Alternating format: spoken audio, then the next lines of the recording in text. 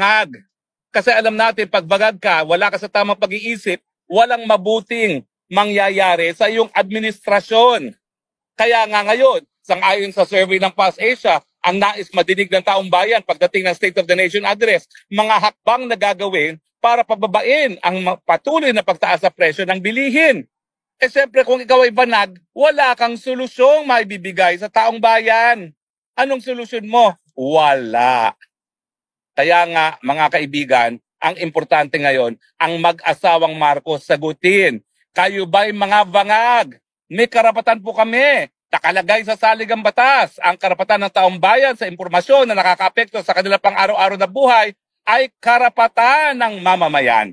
At siyempre, kung ikaw ay bangag, number one, hindi ka makapagbibigay ng solusyon sa mga pangangailangan ng bayan. Pangalawa, baka ikaw pa magkakaladkad sa bayan sa kuko ng delubyo gaya ng ginagawa mo ngayon na dinadala mo ang Pilipinas sa gera bagamat wala naman tayong pang-nasyonal na interes na makilahok sa kahit anong gulo sa mundong ito. Ang ating kinakailangan, maging kaibigan ng lahat at huwag magkaroon ng kahit sinong kalaban. At ang ating panlabas na relasyon dapat magresulta sa mas maraming pagkain sa hapagkainan ng mga Pilipino. Pero ano ba talaga ang score mag-asawang Marcos?